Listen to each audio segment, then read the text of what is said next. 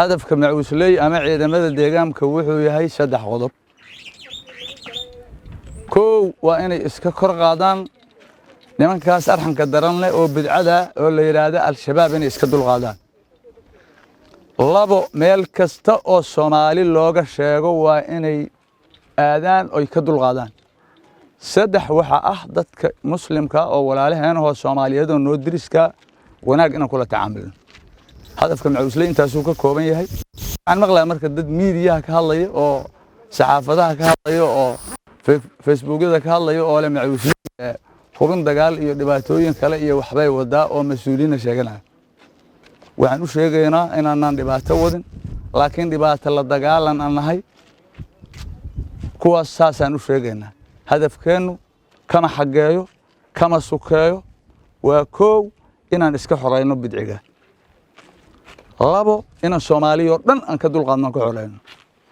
saddex dadka walaalaheena oo Soomaaliyeed meel kasta ay joogaan inaan wanaag iyo sharaf kula noolaan dadka deegaanka oo muxuu ahaa al-shabaab dagaalka kula jira waxaan leeyahay aniga horta wax dhiidayda waxba ka horreeyay maalin dhaweed waxaan arkay dagaal ayagoo kula jira wiilal inta xabadii ka dhamaadeen dhagaxyo ku dilaa ku tuura nin baa ka muuqto dhagax lagu tuura aniga indhaygan ku arkay waxaan leeyahay dadka deegaanka oo dagaalka kula jira al-shabaab ama Soomaali dhamaanteedba shabaab waa dhibaato Soomaali loo soo diray hooyooyinka odayaasha dhalinyarada culimooyinka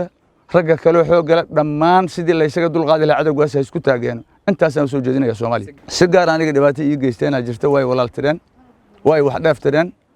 hadda dhibaato saas ay igu geysteen aniga walaalkayaan ku waay wax dheefkaygiyaan ku waay labadaba waa ku waay xoolo iga dhaceen ha ilaa intee caruurtiisa taa maray oortaan raranayo oo maxaa aniga rirmiyaan ha oo aan ku biyo dhaansanayo waa wateen xeerigii aan ku biyo cabayo ama xirkihii waxay ku rideen ceelka la yiraahdo ceel qurux waa ku baabeen hadda ciyaalna waa wataan oo maxaa ahay dad badan oo u shahiiday ciyaalkaas ay wataan oo u dagaalamay 14 nin awgood u dhimatay oo ugu shahiiday waa laga soo dhigay caruurtaadii ha mise ka wataan markaas laba wiil laba wiil iga wataan marka duulaankii lagu qaaday askartu ay duulaankii lagu qaaday ayagoo haaya oo gacanta ku haaya dagaalkii markuu dhacay ku fakadeen ilaahay mahadi ilaahayna waa badbaajo wax dhibaato uma gaar waxyaabaha lagu dhaliyo waxa kamid ah dadkii birugeydadaha dadkii ayaga maxaa ahay u soo dhaqri jiray oo badarka u keeni jiray dadkii biyaha u dhaami jiray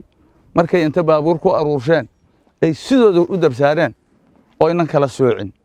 intaas dagaalka si dhab noogu wada dhalido rag iyo dumarba nagu dhalay gabdhaha soo darkay meelaha fadhiya qayb ay ka yihiin dagaalku markuu dhacaa iyo gubistii deegaanada